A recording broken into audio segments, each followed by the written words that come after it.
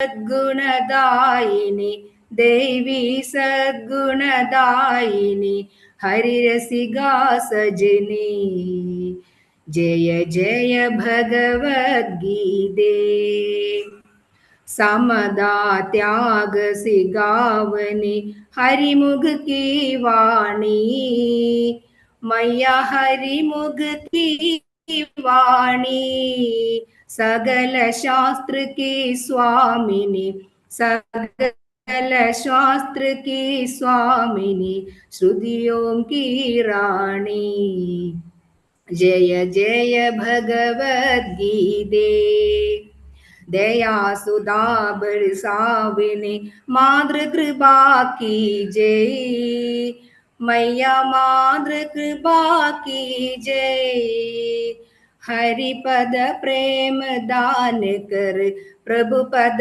प्रेम दान कर अपनों कर लीजे जय जय भगवद्गीते जय भगवद्गीते मैया जय भगवद्गीते ഓം തത്സത്. ഹരേ കൃഷ്ണ. എല്ലാവർക്കും നന്ദി. എല്ലാവരും പാർട്ടിസിപ്പേറ്റ് ചെയ്തു. നന്നായിട്ട് നമ്മുടെ ആദ്യത്തെ ഭഗവത്ഗീത പാരായണം അങ്ങനെ എല്ലാവരും നന്നായിട്ട് ചെയ്തു. ഇനി നമുക്ക് സമയം വൈകിക്കാണ്ട് തന്നെ നമുക്ക് ക്ലാസ്സിലോട്ട് പോവാം. അപ്പൊ നമ്മൾ ഇന്നലെ എന്താ പഠിച്ചത്? ഇന്നലെ നമ്മൾ പഠിച്ചു ജ്ഞാനമാകുന്ന വാളുകൊണ്ട് തൻ്റെ മനസ്സിലെ അജ്ഞാനത്തിനെയൊക്കെ സംശയങ്ങളെയൊക്കെ അറുത്ത് കളയുക അല്ലേ? ജ്ഞാനമാകുന്ന വാളുകൊണ്ട്. എന്നിട്ട് ഭഗവാൻ പറഞ്ഞു, അർജുനന്റെ തോളത്ത് തട്ടിയിട്ട് പറഞ്ഞു, എടോ ഇങ്ങനെ ചടഞ്ഞുകൂടിയിരിക്കാതെ ആദിഷ്ട ഉത്തിഷ്ട ഭാരത അല്ലേ, എഴുന്നേൽക്കൂ. അങ്ങനെ അനന്ത സാധ്യതകൾ ഉള്ള നമ്മള് ഒതുങ്ങിക്കൂടിയിരിക്കരുത് എന്ന് ഭഗവാൻ പറയാണ്. ഇപ്പൊ യജ്ഞങ്ങളെ കുറിച്ചൊക്കെ പറഞ്ഞു തന്നു, കർമ്മസന്യാസത്തിനെ കുറിച്ച് പറഞ്ഞു അല്ലേ? ഭഗവാന് സമർപ്പണമായിട്ട് നമ്മൾ എല്ലാ കർമ്മവും ചെയ്യണം. അത് കർമ്മസന്യാസമാവും. അതുവഴി ചിത്തശുദ്ധി ലഭിക്കും അല്ലേ? ജ്ഞാനം നേടി പരമമായ അവസ്ഥ പ്രാപിക്കാം എന്നെല്ലാം ഭഗവാൻ പറഞ്ഞു തന്നു. ഇപ്പൊ ബ്രഹ്മനിഷ്ഠനായ ഗുരുവിനെ ആശ്രയിച്ചിട്ടാണ് നമ്മൾ ജ്ഞാനം നേടേണ്ടത് അല്ലേ? ആത്മപ്രകാശത്താലെ സംശയങ്ങളെല്ലാം നീങ്ങും. ഇപ്പൊ എന്താ ചെയ്യേണ്ടത്? ഇപ്പൊ സ്വധർമാനുഷ്ഠാനം ചെയ്യണം എന്ന് അർജുനനോട് പറഞ്ഞു. ഇപ്പൊ കർമ്മയോഗം വഴി യോഗ അവസ്ഥയിലെത്തിയ ആൾക്ക് കർമ്മസന്യാസം സാധ്യമാണ് എന്ന് ഭഗവാൻ പറഞ്ഞു. കർമ്മയോഗം എന്ന് വെച്ചാൽ കർമ്മം ചെയ്യൽ തന്നെയാണ്. ഇപ്പൊ കർമ്മസന്യാസം എന്നാലോ കർമ്മം ഉപേക്ഷിക്കലാണ്. ഇപ്പൊ രണ്ടും കേട്ട അർജുനന് സംശയം ഉണ്ടായി. പരസ്പര വിരുദ്ധമായവ, ഇതിലേതാണ് ശ്രേഷ്ഠമായത് മനസ്സിലാവണില്ല. എങ്ങനെയാണ് ഇത് രണ്ടും ഒരുമിച്ച് സാധിക്കുക? എന്താണ് ഭഗവാൻ ഉദ്ദേശിച്ചത്? അതൊക്കെ മനസ്സിലാവാഞ്ഞിട്ട് അർജുനൻ ഈ അധ്യായത്തില് 5-ാം അധ്യായത്തിലെ കർമ്മസന്യാസ യോഗം എന്നുള്ള 5-ാം അധ്യായത്തില് സംശയം വീണ്ടും ഉന്നയിക്കുകയാണ്. നമുക്ക് പോകാം 5-ാം അധ്യായത്തിലേക്ക്. ഹരേ കൃഷ്ണ.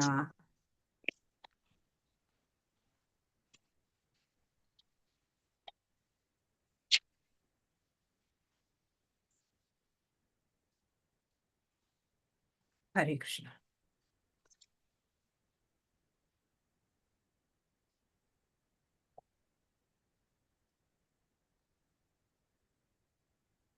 ഹരേ കൃഷ്ണ മാതാജി. ഹരേ കൃഷ്ണ. കേൾക്കാമോ? ഹരേ കൃഷ്ണ. കർമ്മയോഗം, കൃഷ്ണാവബോധത്തിൽ പ്രവർത്തനം. ശ്രീ ശ്രീ രാധാ ഗോവിന്ദ് കി ജയ്. നമ്മള് 6 വിഭാഗങ്ങളായിട്ടാണ് ഈ അധ്യായത്തിനെ തിരിച്ചിട്ടുള്ളത് എന്ന് വെച്ചാല് 1 മുതൽ 6 വരെയുള്ള ശ്ലോകങ്ങള് നിഷ്കാമ കർമ്മയോഗമാണ്, കർമ്മം ഉപേക്ഷിക്കുന്നതിനേക്കാൾ നല്ലത് എന്ന് ഭഗവാൻ പറഞ്ഞു. 7 മുതൽ 12 വരെയുള്ള ശ്ലോകങ്ങളിൽ നമുക്ക് കാണാം നിഷ്കാമ കർമ്മയോഗം എങ്ങനെ ചെയ്യാമെന്ന്. 13 മുതൽ 16 വരെ ശ്ലോകം ജ്ഞാനത്തിന്റെ വേദി, 3 കർത്താവുണ്ട് ഒരു കർമ്മത്തിന്, അതാ പറഞ്ഞു തരുന്നത്. പിന്നെ 17 മുതൽ 26 വരെ പരമാത്മാവിൽ ശ്രദ്ധ കേന്ദ്രീകരിച്ചുകൊണ്ട് മുക്തി നേടുന്ന വിധം. 27 മുതൽ 27ഉം 28ഉം അഷ്ടാംഗ യോഗയിലൂടെ മുക്തി. 29 മുക്തിയുടെ വേദിയിൽ സമാധാനം, ഏറ്റവും ഉജ്ജ്വലമായിട്ടുള്ള ശ്ലോകം വരുന്നുണ്ട്. അപ്പൊ 1-ാമത്തെ വിഭാഗമായിട്ടുള്ള നിഷ്കാമ കർമ്മയോഗമാണ് കർമ്മം ഉപേക്ഷിക്കുന്നതിലും നല്ലത് എന്നുള്ള. അർജുനൻ വീണ്ടും ചോദിക്കുകയാണ്, കർമ്മം ഉപേക്ഷിക്കുന്നതാണോ അതോ ഭക്തി പുരസരം കർമ്മം അനുഷ്ഠിക്കുന്നതാണോ ശ്രേയസ്കരം? അതാ അർജുനൻ ഇപ്പൊ സംശയം. അപ്പൊ ഭഗവാൻ അതിന് മറുപടി പറയുന്നുണ്ട്. കർമ്മം ഉപേക്ഷിക്കുന്നതാണ് ശ്രേഷ്ഠം. കർമ്മം അനുഷ്ഠിക്കുന്നതാണ് ശ്രേഷ്ഠം. കർമ്മം ഉപേക്ഷിക്കുന്നതിന് നല്ലത്. കർമ്മം ഉപേക്ഷിക്കുന്നതിന് നല്ലത്. കർമ്മം അനുഷ്ഠിക്കുന്നതിന് നല്ലത്. കർമ്മം ഉപേക്ഷിക്കുന്നതിന് നല്ലത്. അർജുനൻ ഇപ്പൊ സംശയം. അപ്പൊ ഭഗവാൻ അതിന് മറുപടി പറയുന്നുണ്ട്, രണ്ടും ഒരേ ലക്ഷ്യത്തിലേക്കുള്ള ഉപാധികളാണ്. ഇരുവരും തുല്യരാണ്. ഭക്തി പുരസ്സരം കർമ്മം അനുഷ്ഠിക്കുന്നത് എളുപ്പമുള്ളതാണ്, മികച്ചതുമാണ് എന്ന് ഭഗവാൻ പറയാം. ഭക്തി യോഗം തന്നെയാണ് നമ്പർ 1 എന്ന് ഭഗവാൻ പറയും.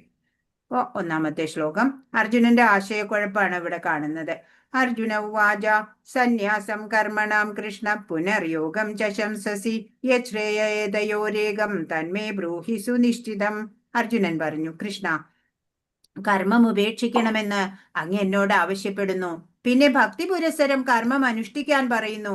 ഈ രണ്ടിലും വെച്ച് ശ്രേയസ്കരമായത് ഏതാണെന്ന് ദയവായി എനിക്ക് പറഞ്ഞു തരുമോ? ഇപ്പൊ ചോദിക്കാണ് അർജുനൻ. കർമ്മം ഉപേക്ഷിക്കണം എന്ന് അങ്ങ് എന്നോട് പറഞ്ഞു. പിന്നെ പറഞ്ഞു ഭക്തി പുരസ്സരം കർമ്മം അനുഷ്ഠിക്കണം എന്ന് പറഞ്ഞു. ഇതിന് രണ്ടിലും വെച്ചിട്ട് ഏതാണ് എനിക്ക് ശ്രേയസ്കരമായിട്ടുള്ളത് എന്നൊന്ന് പറഞ്ഞു തരൂ. ഇപ്പൊ കർമ്മയോഗം ചെയ്യലും കർമ്മസന്യാസവും അതിലൊന്നിനെ നിശ്ചയിച്ച് എനിക്ക് പറഞ്ഞു തരൂ. കർമ്മത്തിൽ നിന്ന് വിമുക്തനാവണമെന്നും കർമ്മം ചെയ്യണമെന്നും പറഞ്ഞു. ഇപ്പോ മോക്ഷമാർഗം ശരിയായത് ഏതാണെന്ന് എനിക്കിപ്പോ മനസ്സിലാവുന്നില്ല കൃഷ്ണ എന്ന് പറയാണ്. ഇപ്പോ ശാശ്വതമായിട്ടുള്ള സുഖശാന്തിക്കുള്ള മാർഗം, ശ്രേയസിനുള്ള മാർഗം അതൊന്ന് നിശ്ചയിച്ച് എനിക്ക് അറിയണം. അതിനാ ചോദിക്കുന്നേ എന്ന് പറയാണ് അർജുനൻ. ഹരേ കൃഷ്ണ.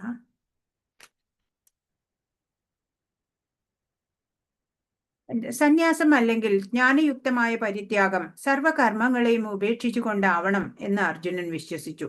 അപ്പൊ കർമ്മസന്യാസം എന്ന് പറയുമ്പോൾ എല്ലാ കർമ്മങ്ങളെയും ഉപേക്ഷിക്കണം എന്നാണ് അർജുനന് തോന്നിയത്. കർമ്മത്തെയും സന്യാസത്തെയും ഒരിക്കലും ഇണക്കിക്കൊണ്ടുപോകാനാവില്ലെന്ന് അദ്ദേഹത്തിന് തോന്നി. അതുകൊണ്ടാ കർമ്മവും സന്യാസവും എങ്ങനെയാ ഒരേപോലെ പോകാൻ പറ്റുക? അങ്ങനെ തോന്നി.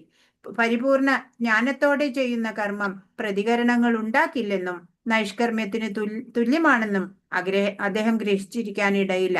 അപ്പോ പരിപൂർണ ജ്ഞാനത്തോടെ ചെയ്യുന്ന കർമ്മം പ്രതികരണം ഉണ്ടാക്കില്ല, പാപവും പുണ്യവും ഒന്നും ഉണ്ടാക്കില്ല, നൈഷ്കർമ്മ്യത്തിന് തുല്യമാണ്. അതുകൊണ്ട് കർമ്മത്തിൽ നിന്ന് ഒഴിഞ്ഞു നിൽക്കുന്നതോ പൂർണ്ണ ജ്ഞാനത്തോടെ കർമ്മം ചെയ്യുന്നതോ ശ്രേയസ്കരമെന്ന് അർജുനൻ ഇവിടെ ചോദിക്കുകയാണ്. ഒരു കൺഫ്യൂഷൻ വന്നു ഇടയ്ക്ക്, അപ്പൊ അതുകൊണ്ട് ചോദിച്ചതാ. അപ്പൊ ഭഗവാൻ ഇവിടെ മറുപടി പറയാണ്. രണ്ടാമത്തെ ശ്ലോകം. ശ്രീ ഭഗവാൻ ഉവാച സന്യാസ കർമ്മയോഗശ്ച നിശ്രേയസകരാവുഭൗ തയോസ്തു കർമ്മ സന്യാസാത് കർമ്മയോഗോ വിശിഷ്യതേ. ശ്രീ ഭഗവാൻ പറഞ്ഞു, കർമ്മ പരിത്യാഗവും ഭക്തിയുതമായ കർമ്മവും മുക്തിക്ക് നല്ലത് തന്നെ. എങ്കിലും ഭക്തിയുതമായ സേവന കർമ്മമാണ് കർമ്മത്യാഗത്തേക്കാൾ ഉത്തമം. അപ്പൊ ഭഗവാൻ കർമ്മത്തിനെ പറ്റി ശരിയായി പഠിക്കണം എന്ന് പറഞ്ഞു അല്ലേ? കർമ്മം, അകർമ്മം, വികർമ്മം, അതിനെക്കുറിച്ചൊക്കെ പലർക്കും വിദ്വാൻമാർക്ക് വരെ കൺഫ്യൂഷൻ ഉണ്ടാക്കണ സംഭവമാണെന്നാ പറഞ്ഞിട്ടുള്ളത്. അത് ഇപ്പൊ ഒരാൾ ബോധപൂർവം അനുഷ്ഠിക്കേണ്ട കർമ്മയോഗം അത് മനസ്സിലാക്കിക്കൊണ്ട് ഈ സ്വധർമ്മം യജ്ഞമായിട്ട് ചെയ്യണം എന്നൊക്കെ ഭഗവാൻ പറഞ്ഞു തന്നു അല്ലേ? അപ്പോ കർമ്മസന്യാസം സ്വാഭാവികമായിട്ട് ഉണ്ടാകേണ്ട ഒന്നാണ്. ഒരു പൂ വിരിയുമ്പോൾ ഇങ്ങനെ സുഗന്ധം പരക്കുന്നത് പോലെ അല്ലെ? അത് ആരും നിർബന്ധിച്ചിട്ടല്ല ആ സുഗന്ധം വരുന്നത്. അതുപോലെയാണ് യോഗാവസ്ഥയിൽ എത്തിക്കഴിഞ്ഞാല് പിന്നെ സ്വാഭാവികമായിട്ട് കർമ്മസന്യാസം ഉണ്ടായിക്കോളും. അപ്പോ ഭഗവാൻ ഇവിടെ ഉത്തരം പറയുന്നത് സന്യാസ ആശ്രമത്തിന് പരിപക്വത, ആ പാകം വന്ന ആള് സന്യാസം എടുക്കുന്നതും അതിന് പാകത വരാത്ത ആള് കർമ്മയോഗം അനുഷ്ഠിക്കുന്നതും രണ്ടും ഒരുപോലെ മോക്ഷകരമാണ് എന്ന് വ്യക്തമാക്കി തരാണ്. എന്നാല് വൈശിഷ്ട്യം ഏതിനാ? കർമ്മയോഗത്തിന് തന്നെയാണ് എന്ന് ഭഗവാൻ പറയാണ്. ഇപ്പൊ കർമ്മയോഗം എന്നുള്ളത് ഒരു സാധന പോലെ നമ്മൾ അനുഷ്ഠിക്കണം അല്ലെ? അപ്പൊ ആസക്തിയൊക്കെ ജയിക്കണം എന്ന് പറഞ്ഞിട്ടുണ്ട് അല്ലെ? കർമ്മസന്യാസം അത് ശ്രേഷ്ഠമെന്ന് പറഞ്ഞാല് അതിനെ തെറ്റായിട്ട് വ്യാഖ്യാനിക്കും അല്ലെ? കർമ്മം എല്ലാം ഒട്ടും കർമ്മം ചെയ്യാതിരിക്കും ആളുകള്. അപ്പോഴും ഭഗവാൻ പറയുന്നു കർമ്മയോഗം തന്നെയാണ് ശ്രേഷ്ഠമായിട്ടുള്ളത് എന്ന്. ഹരേ കൃഷ്ണ. ഇവിടെ എന്താ പറയാൻ? ഇവിടെ പറഞ്ഞിട്ടുള്ളത് മായാവാദ സന്യാസികളും ഭഗവത് സേവനം ചെയ്യുന്ന സന്യാസികള് അല്ലെങ്കിൽ വൈഷ്ണവ സന്യാസികള് എന്ന് വെച്ചാല് ഭക്തരെ എന്ന് കണക്കാക്കിയാൽ മതി. മായാവാദ സന്യാസികൾ എന്ന് പറഞ്ഞാല് ഇംപേഴ്സണലിസ്റ്റ് ആയിട്ട് കണക്കാക്കി. അവര് ജ്ഞാനയോഗികളാ, അവർക്ക് നല്ല ജ്ഞാനമൊക്കെ ഉണ്ടാവും. അപ്പൊ ജ്ഞാനയോഗികളെ പറ്റിയിട്ടും അതുപോലെ ഭക്തരെ പറ്റിയിട്ടും വൈഷ്ണവ ഭക്തരെ പറ്റിയിട്ടുമാണ്. രണ്ടും വ്യത്യാസങ്ങൾ എന്താണെന്നാണ് ഇവിടെ നോക്കുന്നത്. നിർദ്ദിഷ്ട ചുമതലകളാൽ മുൻകൂർ ശുദ്ധീകരണം ആവശ്യമാണ് ഇവർക്ക്. ജ്ഞാനികൾക്ക്. ഇവർക്കോ ഭക്തർക്കോ പ്രക്രിയ തന്നെ ഭക്തിയുത സേവനം തന്നെ അവരെ ശുദ്ധീകരിക്കും, അല്ലെ? പ്യൂരിഫിക്കേഷൻ അവിടെ നടക്കും. കേവലം ജ്ഞാനം വിമോചനത്തിന് അപര്യാപ്തമാണ്. അപ്പോ ജ്ഞാനം കൊണ്ട് മാത്രം മോക്ഷം ഉണ്ടാവില്ല. പ്രവൃത്തി നിർബന്ധമാണ്. ആത്മാവിന്റെ അവസ്ഥയിൽ പ്രവർത്തിക്കണം.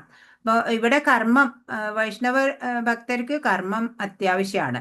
താഴെ വീഴാനുള്ള സാധ്യതയുണ്ട്. ഇവർക്ക് പതനം സംഭവിക്കാൻ സാധ്യതയുണ്ട്. ഇവർക്കോ പക്ഷേ വൈഷ്ണവ ഭക്തർക്കോ വിജയം ഉറപ്പാണ്, അല്ലെ? ദൈവരാജ്യത്തിലേക്ക് പ്രവേശനമുണ്ട്. മറ്റേതോ ഇത് അപൂർണമായ ത്യാഗാണ്, ഇത് സമ്പൂർണ്ണ ത്യാഗാണ്. കാരണം എല്ലാം ഭഗവാന് വേണ്ടി ഉപയോഗിക്കുകയാണ്, അല്ലെ? നമ്മുടെ ശരീരം പോലും ഭഗവാനാണ് തന്നത്. നമ്മുടെ കയ്യിൽ ദ്രവ്യമോ അറിവോ എന്തുണ്ടെങ്കിലും അതൊക്കെയും ഭഗവാന് വേണ്ടി ഉപയോഗിക്കുക. പിന്നെയോ ഇവരെന്താ ചെയ്യണേ? വേര് കണ്ടെത്തുക, വിഷ്ണു എന്ന്. ഇവരോ വേരിന് വെള്ളം കൊടുക്കും, അല്ലെ? ഭഗവാൻ കൃഷ്ണനെ ഉപാസിക്കുമ്പോഴ് എല്ലാം പ്രപഞ്ചത്തിലുള്ള എല്ലാം സംതൃപ്തരാവും. അപ്പോ ദ്രവ്യത്തിൽ നിന്ന് വേർപെടുത്തുക എന്നതാണ് പ്രക്രിയ. കൃഷ്ണനിൽ ആകൃഷ്ടനാവുകയാണ്. ഇവിടെ വിരക്തിയാണെങ്കിൽ ഇവിടെ ആസക്തിയാണ്. ഏതോണ്ട്? ഈ പ്രപഞ്ചത്തോട് അല്ലെങ്കിൽ ഭൗതികതയോട് വിരക്തിയാണ് ഇവർക്ക്. എന്നാൽ ഇവർക്കോ ഭക്തർക്കോ കൃഷ്ണനിൽ ആസക്തിയാണ്, അല്ലെ? ഒരു കണക്കിന് നോക്കിയാൽ രണ്ടും തുല്യം തന്നെയാ.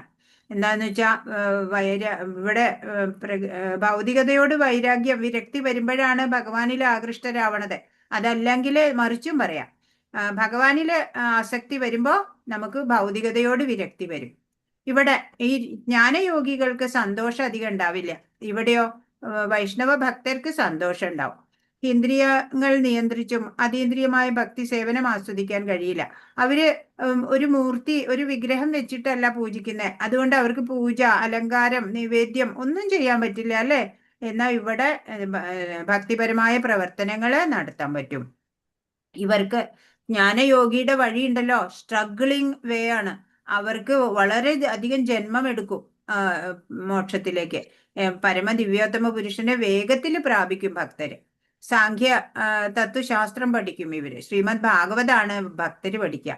വേദാന്ത സൂത്രത്തിന്റെ ശാരീരിക ഭാഷ്യം ശങ്കരാചാര്യർ ശ്രീമദ് ഭാഗവതം പഠിക്കുകയാണ്. ആത്മസാക്ഷാത്കാരത്തിന്റെ മാർഗത്തിൽ നിന്ന് ഭ്രഷ്ടരായി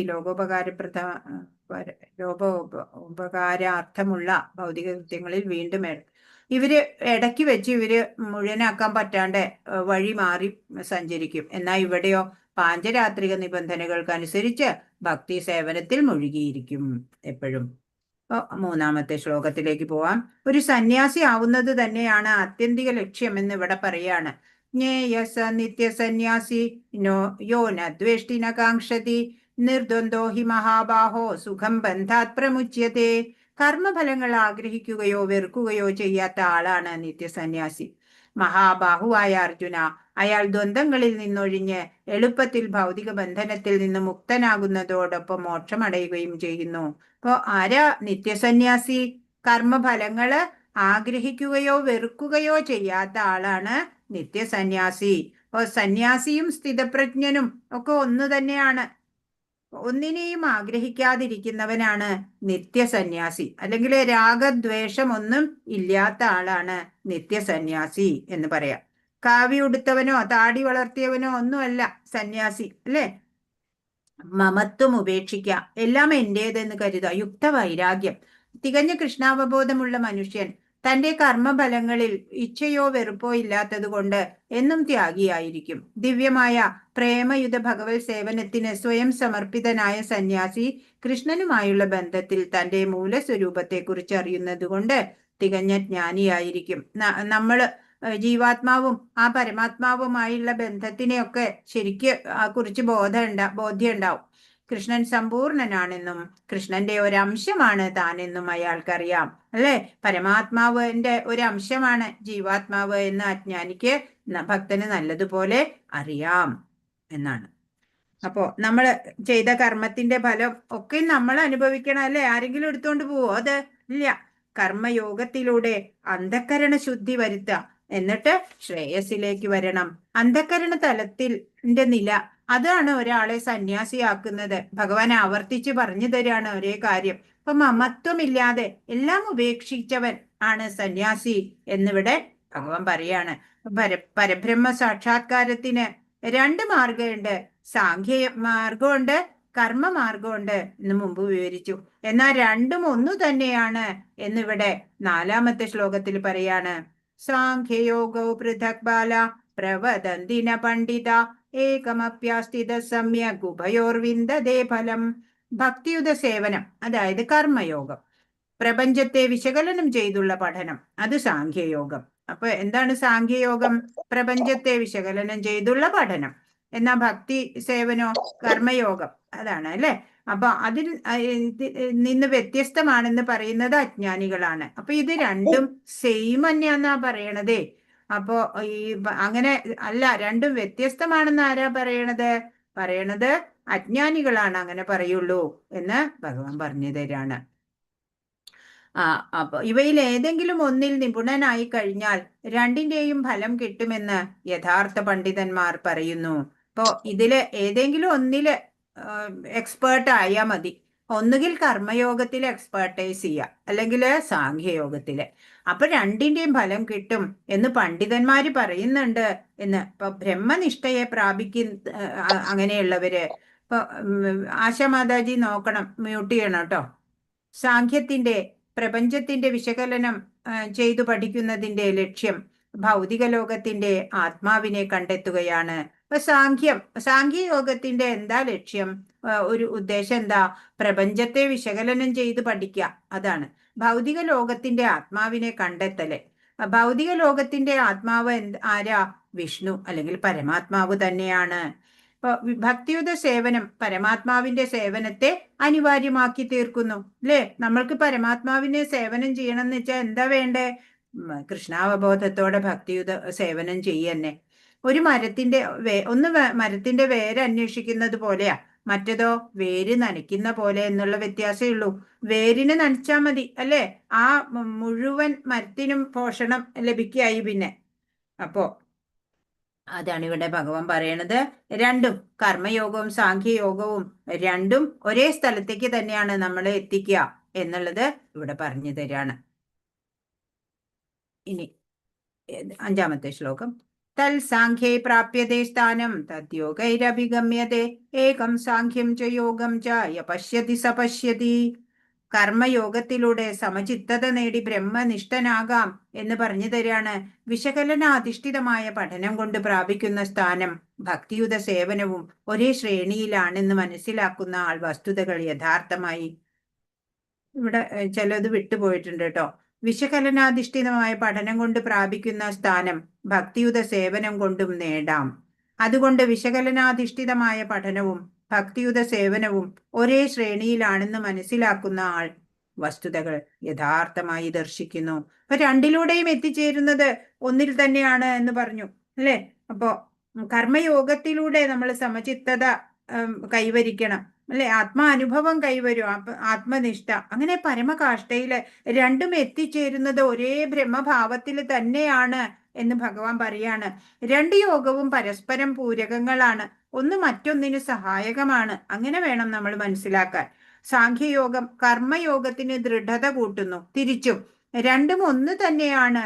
എന്ത് ചെയ്യുമ്പോഴും അത് ഭഗവാനായിക്കൊണ്ട് സമർപ്പിച്ച് ചെയ്താൽ തന്നെ നമുക്ക് പരമപ്രാപ്തിയിലേക്ക് എത്താൻ സാധിക്കും എന്ന് ഭഗവാൻ വീണ്ടും വീണ്ടും ഉറപ്പിച്ച് പറഞ്ഞു തരാണ്.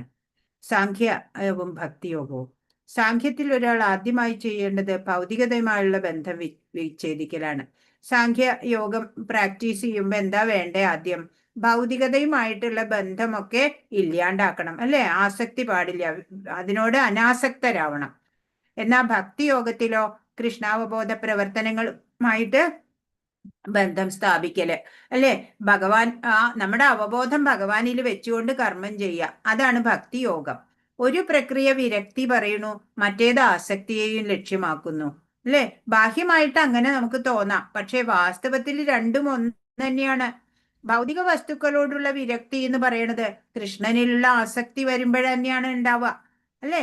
ഇത് മനസ്സിലാക്കുന്ന ആളാണ് കാര്യങ്ങൾ യഥാർത്ഥമായിട്ട് കാണുന്നത്. യ പശ്യതി സ പശ്യതി എന്ന് ഭഗവാൻ പറഞ്ഞു, അല്ലെ? അങ്ങനെ മനസ്സിലാക്കുന്ന ആള്.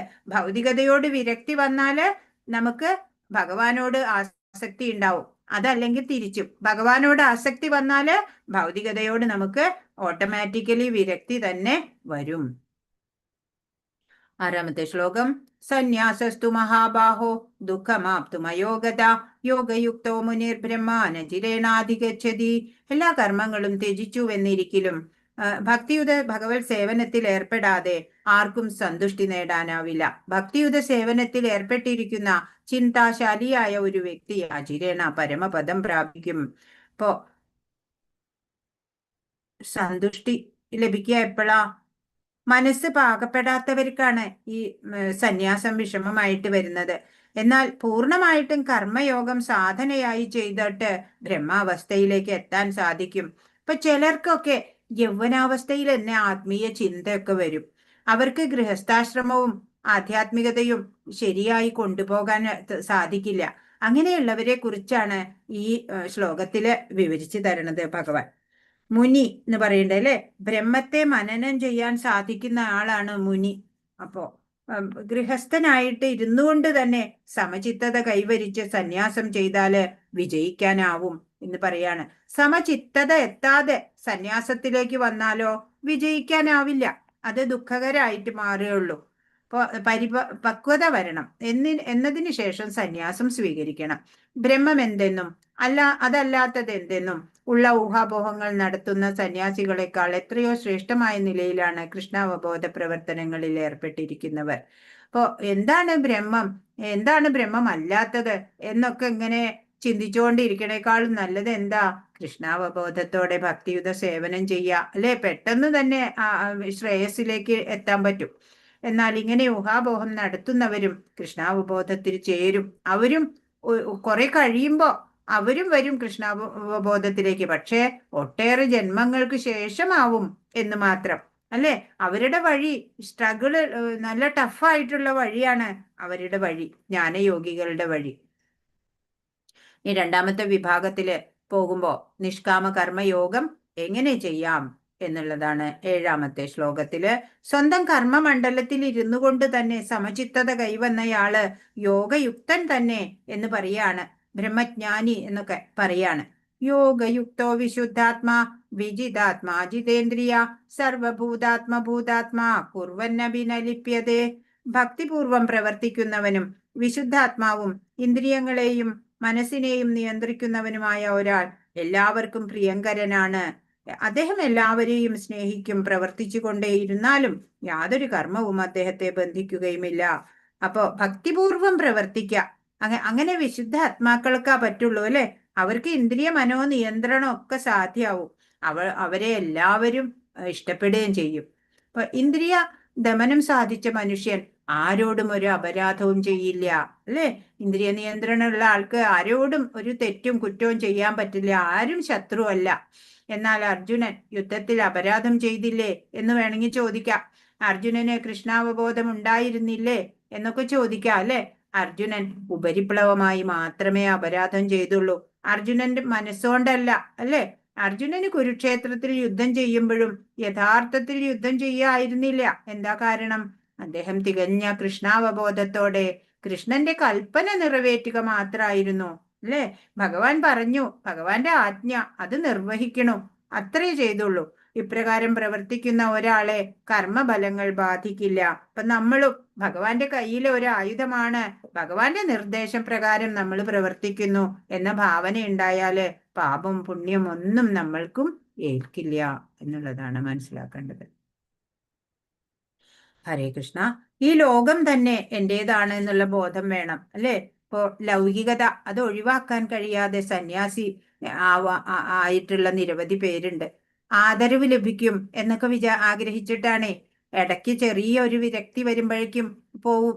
ഇതാ നല്ല വഴി, അപ്പൊ ആദരവൊക്കെ കിട്ടട്ടെ എന്ന് പറഞ്ഞിട്ട്. പക്ഷെ അവരൊന്നും വിജയിക്കില്ല അല്ലെ? ആന്തരിക സന്യാസം അത് നേടണം സാധനയിലൂടെ. അല്ലാണ്ട് ബാഹ്യ സന്യാസം അതുകൊണ്ട് പ്രയോജനമില്ല. കാവി വസ്ത്രം ധരിച്ചു താടിയൊക്കെ നീട്ടി വളർത്തി എന്ന് പറഞ്ഞിട്ട് അല്ലെ? ഇന്ദ്രിയ ദമനം സാധിച്ച മനുഷ്യൻ ആരോടും ഒരു അപരാധം ചെയ്യില്ല. എന്നാൽ അർജുനൻ യുദ്ധത്തിൽ അപരാധം ഇത് വായിച്ചതാ. ഹരേ കൃഷ്ണ. 8ഉം 9ഉം ശ്ലോകങ്ങള് ഒരുമിച്ചാണ് വരുന്നത്. ഇന്ദ്രിയങ്ങളാലെ നമ്മൾ എന്തൊക്കെ ചെയ്താലും അതൊന്നും തന്നെ ബാധിക്കുന്നില്ല എന്ന് ഒരു വ്യക്തി അറിയുമ്പോൾ സാക്ഷി രൂപേണ സത്യവസ്തുവായിട്ടുള്ള നമ്മൾ അല്ലെ ഭഗവത് അംശമായിട്ടുള്ള നമ്മൾ ഒന്നും ചെയ്യുന്നില്ല എന്ന് സ്വയം മനസ്സിലാക്കും. അതാ ഇവിടെ പറയണേ. നൈവ കിഞ്ചിത് കരോമീതി യുക്തോ മന്യേത തത്വവിത്ത് പശ്യൻ ശൃണ്വൻ സ്പൃശൻ ജിഘ്രൻ അശ്നൻ ഗച്ഛൻ സ്വപൻ ശ്വസൻ പ്രലപൻ വിസൃജൻ ഗൃഹ്ണൻ ഉന്മിഷൻ നിമിഷൻ അഭി ഇന്ദ്രിയാണി ഇന്ദ്രിയാർത്ഥേഷു വർത്തന്ത ഇതി ധാരയൻ. ദിവ്യ അവബോധമുള്ള വ്യക്തി ദർശനം, ശ്രവണം, സ്പർശനം, ഘ്രാണം, വശനം, ഗമനം, നിദ്ര, ശ്വാസോച്ഛ്വാസം തുടങ്ങി എന്തു തന്നെ ചെയ്യുമ്പോഴും വാസ്തവത്തിൽ ഒന്നും ചെയ്യുന്നില്ലെന്ന് അയാൾക്കറിയാം. അയാൾ ഇങ്ങനെ യാന്ത്രികമായിട്ടോ എല്ലാം ഇങ്ങനെ ചെയ്തു പോവുക. ദർശനം, ശ്രവണം, എന്താണെങ്കിലും. കാരണം സംസാരിക്കുമ്പോഴും വിശദിക്കുമ്പോഴും സ്വീകരിക്കുമ്പോഴും കണ്ണു തുറക്കുമ്പോഴും അടയ്ക്കുമ്പോഴും എല്ലാം ഭൗതികമായ ഇന്ദ്രിയങ്ങള് അവയുടെ വിഷയങ്ങളിൽ വ്യാപരിക്കുകയാണ് ചെയ്യുന്നതെന്നും അയാൾ അവയിൽ നിന്നെല്ലാം വ്യത്യസ്തനാണെന്നും സ്വയം മനസ്സിലാക്കുന്നു. അയാൾ എന്താ മനസ്സിലാക്കണേ? അയാൾ തന്നെ സംസാരിക്കുന്നുണ്ട്, ഉറങ്ങുന്നുണ്ട്, കണ്ണടയ്ക്കും തുറക്കുന്നുണ്ട്, ഒക്കെ ചെയ്യുമ്പോഴും അത് വെറുതെ ഈ കർമ്മേന്ദ്രിയങ്ങള് അവയുടെ വിഷയങ്ങളിൽ വ്യാപരിക്കുന്നു, അത്രയേ ഉള്ളൂ. അല്ലാതെ അയാൾ അതിൽ നിന്നെല്ലാം വ്യത്യസ്തനാണെന്ന് സ്വയം അറിയുന്നുണ്ട് എന്നാണ് പറയുന്നത്. കൃഷ്ണാവബോധം സിദ്ധിച്ച ആളുടെ ജീവിതം വിശുദ്ധമാണ്. അതുകൊണ്ട് കർത്താവ്, കർമ്മം, അവസ്ഥ, പ്രയത്നം, ഭാഗ്യം എന്നീ ആസന്നവും അനാസന്നവുമായ 5 കാര്യങ്ങളെ ആശ്രയിച്ചു നിൽക്കുന്ന യാതൊരു പ്രവർത്തനവും അദ്ദേഹത്തിന് ബാധകമല്ല. അപ്പോ ഒരു ഭക്തന് എന്തൊക്കെ ബാധകമല്ല?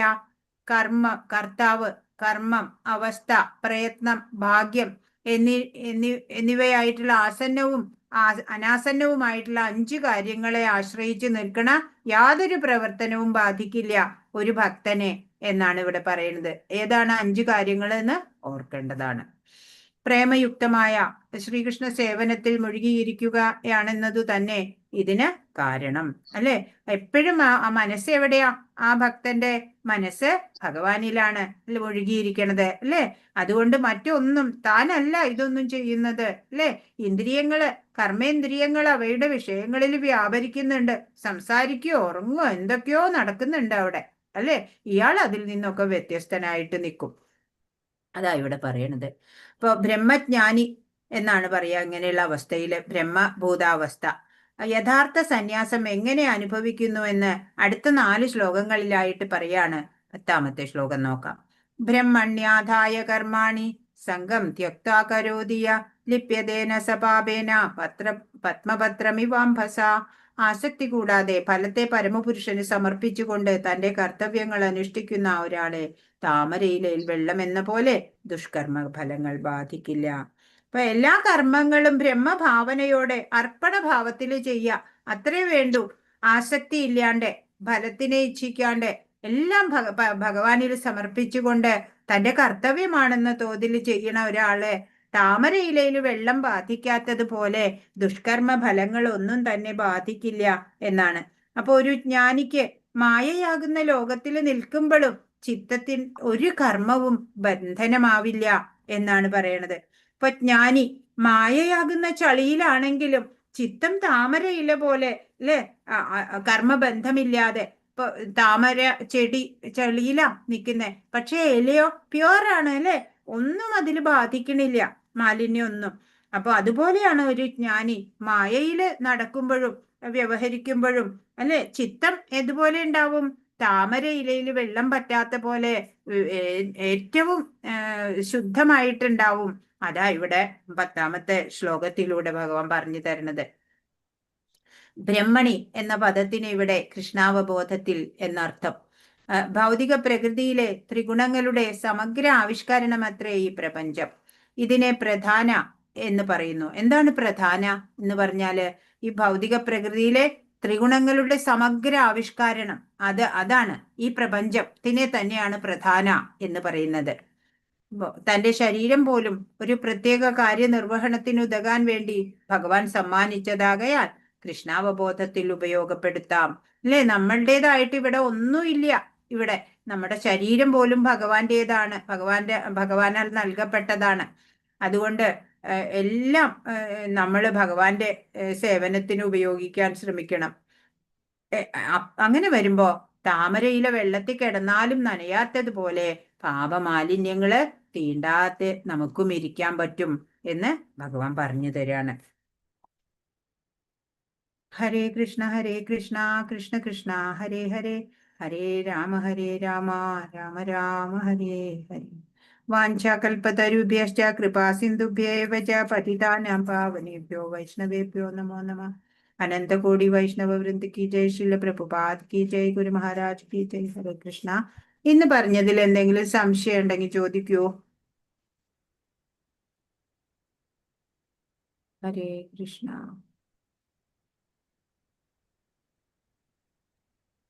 ഇന്ന് കുറച്ച് ശ്ലോകം എടുത്തുള്ളൂ അല്ലേ?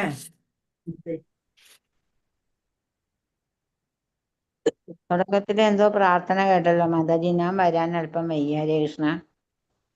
നമ്മൾ ഭഗവത്ഗീത പാരായണല്ലായിരുന്നു ഇന്ന്. പാരായണം കഴിഞ്ഞിട്ട് ഗീത ആരതി ചൊല്ലിയതല്ലേ?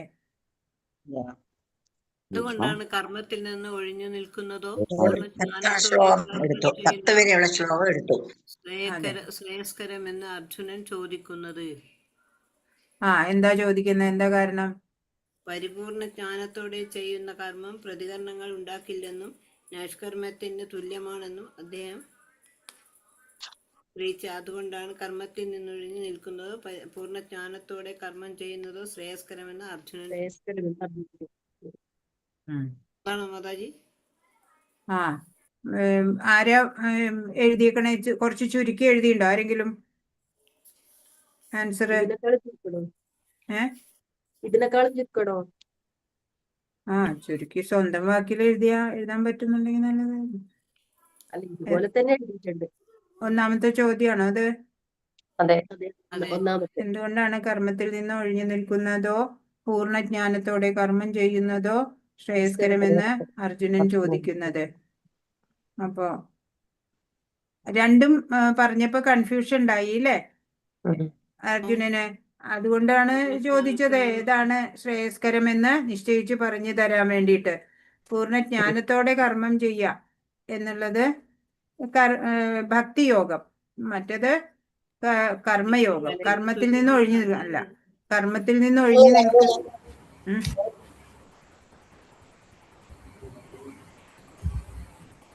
കർമ്മപരിത്യാഗവും കർമ്മയോഗവുമാണ് ഇവിടെ പറയണേ. കർമ്മത്തിൽ നിന്ന് ഒഴിഞ്ഞു നിൽക്കും. മാതാജി ഒന്ന് ചുരുക്കി പറഞ്ഞുതരൂ. ഭക്തിയുതമായ സേവന കർമ്മമാണ് കർമ്മത്യാഗത്തേക്കാൾ ഉത്തമം. അതല്ല, ഈ കർമ്മ പരിത്യാഗം, അതാണ് കർമ്മത്തിൽ നിന്ന് ഒഴിഞ്ഞു നിൽക്കുന്നത്. കർമ്മ പരിത്യാഗം അത് ഭക്തിയുത രണ്ടും മുക്തിക്ക് നല്ലതാണ് എന്ന് പറഞ്ഞു. പക്ഷേ നമ്പർ 1 ഏതാ? സേവന കർമ്മം, ഭക്തിയോഗം തന്നെയാണ് ശ്രേഷ്ഠം. കർമ്മയോഗത്തെക്കാളും ശ്രേഷ്ഠം ഭക്തിയോഗം തന്നെയാണ് എന്ന് പറഞ്ഞു. രണ്ടും മുക്തിക്ക് നല്ലതാണ്, പക്ഷേ ശ്രേയസ്കരം എന്ന് അർജുനൻ ചോദിക്കുന്നത് രണ്ടും കൂടി കൺഫ്യൂഷൻ ആയതുകൊണ്ടാണ് അർജുനൻ ആ ചോദ്യം ചോദിച്ചത്. അത് മാത്രമേ അവിടെ പറയണ്ടൂ. ഭക്തിയോഗമാണ് ശ്രേഷ്ഠം. ഒന്ന് ചുരുക്കി പറഞ്ഞുതരൂ. കർമ്മയോഗമാണോ ഭക്തിയോഗമാണോ ശ്രേഷ്ഠം എന്നുള്ളതാണ് അർജുനൻ ചോദിക്കുന്നത്. അർജുനന് കർമ്മയോഗവും അതുപോലെ ഭക്തിയോഗവും നല്ലതാണെന്ന് ഭഗവാൻ മുൻ അധ്യായത്തിൽ പറഞ്ഞപ്പോ അതില് എന്റെ ബുദ്ധിയെ അമ്പരപ്പിക്കുന്നതാണ് എന്നുള്ള രീതിയിൽ അർജുനന് സംശയം ഉദിക്കുകയാണ്. ഏത് ശ്രേഷ്ഠം എന്ന് അറിയാൻ വേണ്ടി. രണ്ടും കർമ്മസന്യാസം എന്നാൽ കർമ്മം ഉപേക്ഷിക്കലാണ്. രണ്ടും കേട്ട് അർജുനൻ സംശയാലുവാണ്. പരസ്പര വിരുദ്ധമായിട്ട് തോന്നിയത് കൊണ്ടാണ് ചോദിച്ചത്. അത്രേ അവിടെ പറയണ്ടു. കർമ്മത്തിൽ നിന്ന് ഒഴിയുന്നതോ കർമ്മം ചെയ്യുന്നതോ ഏതാണ്? രണ്ടും ശ്രേഷ്ഠമാണെന്ന് ഭഗവാൻ പറഞ്ഞപ്പോൾ അതില് പരസ്പര വൈരുദ്ധ്യം തോന്നിയത് കൊണ്ടാണ് അർജുനൻ സംശയം ഉന്നയിച്ചത്.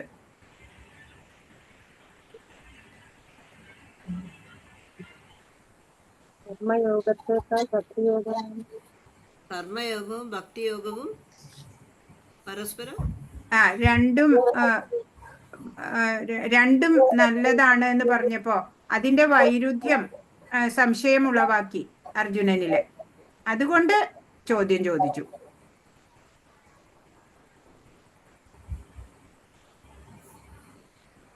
ഇനി രണ്ടാമത്തെ എഴുതിയോ? എങ്ങനെയുള്ള വ്യക്തിക്ക് കാര്യങ്ങൾ യഥാർത്ഥമായി കാണാൻ സാധിക്കുന്നു? ഉം. ഭൗതിക വസ്തുക്കളോടുള്ള വിരക്തിയും കൃഷ്ണനിലുള്ള ആസക്തിയും ഒന്നു തന്നെ. വിശകലനാധിഷ്ഠിതമായ പഠനവും ഭക്തിയുടെ സേവനവും ഒരേ ശ്രേണിയിലാണെന്ന് മനസ്സിലാക്കുന്ന ആൾ. മനസ്സിലാക്കണം.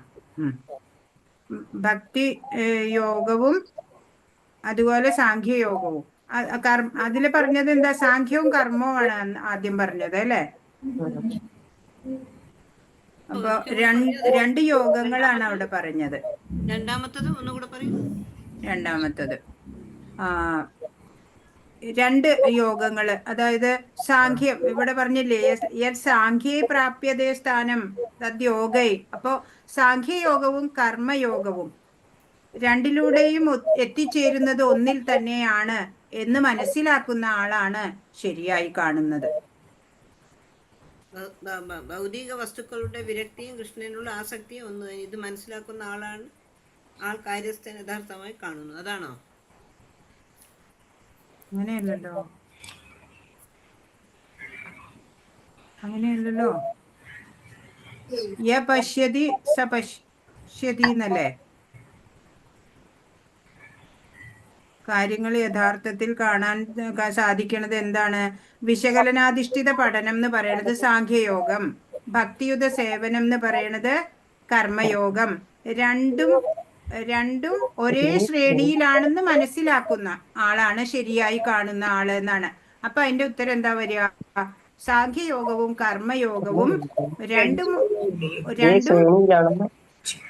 ഒരേ ശ്രേണിയിൽ എന്ന് മനസ്സിലാക്കുന്ന ആള് ശരിയായി ദർശിക്കുന്നു. അതല്ലേ അതിന്റെ ആൻസർ എഴുതണ്ടേ?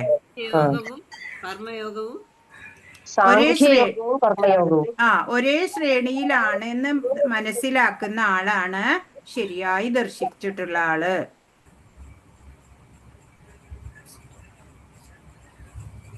ആസന്നവും അനാസന്നവും അത് എഴുതി ആരെ പറയാ? കർത്താവ്, കർമ്മം, അവസ്ഥ, പ്രയത്നം, ഭാഗ്യം. അതെ, ആ 5 കാര്യങ്ങള്. പിന്നെ അടുത്തത് പ്രധാന എന്നാൽ എന്താണ്? എന്താ? ഭൗതിക പ്രകൃതിയിലെ ത്രിഗുണങ്ങളുടെ സമഗ്രാവിഷ്കരണത്തെ പ്രപഞ്ചം അല്ലെങ്കിൽ പ്രധാന എന്ന് പറയുന്നു. അതെ, പ്രപഞ്ചം എന്ന് പറയുന്നു, അത് തന്നെയാണ് പ്രധാനം. ഇനി എന്തെങ്കിലും ചോദിക്കാനുണ്ടോ? ഇനി എന്തെങ്കിലും ഉണ്ടോ ചോദിക്കാൻ?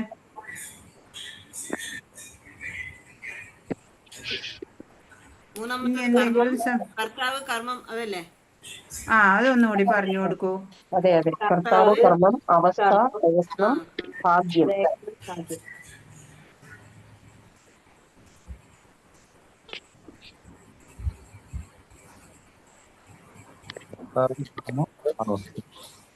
പറയൂ പ്രഭു, എന്താണ്? കർത്താവ്, കർമ്മം, അവസ്ഥ. ഒന്ന് പറഞ്ഞു കൊടുക്കൂ. അതെ, പ്രയത്നം, ഭാഗ്യം.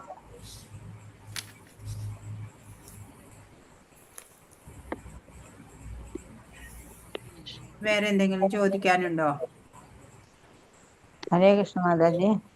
ഹരേ കൃഷ്ണ, ചോദിച്ചു. പ്രധാന എന്നാൽ എന്താണ്? ഭൗതിക പ്രകൃതിയിലെ ത്രിഗുണങ്ങളുടെ സമഗ്രാവിഷ്കരണത്തെ ഈ പ്രപഞ്ചം ഇതിനെ പ്രധാനം എന്ന് പറയുന്നു അല്ലെ?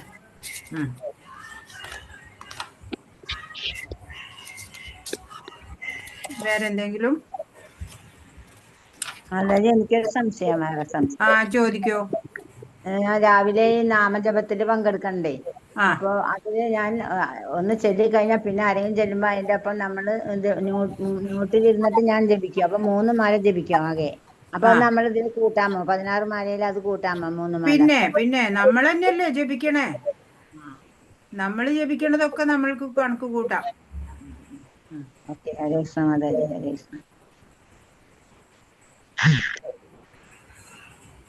എല്ലാവരും ഇപ്പൊ 16 ഒറ്റയടിക്ക് ചൊല്ലിക്കൊള്ളണമെന്നില്ല. ചിലപ്പോ കുറച്ച് 4 എണ്ണം പിന്നീട് ചൊല്ലണവര് അങ്ങനെയൊക്കെ ഉണ്ടല്ലോ.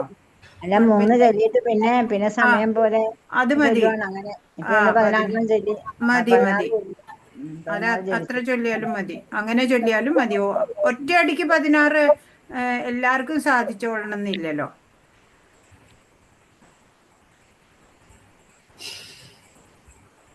ചില ദിവസം പറ്റും, ചില ദിവസം 15, ചില ദിവസം 13 അങ്ങനെയൊക്കെയാണ്.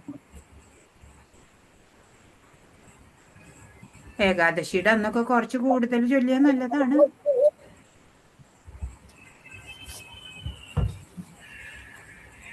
വേറെ എന്തെങ്കിലും ഉണ്ടോ ചോദിക്കാൻ? ഹരേ കൃഷ്ണ. അപ്പൊ ഇന്ന് എല്ലാവരും ഭഗവത്ഗീത പാരായണത്തിലൊക്കെ പങ്കെടുത്തു.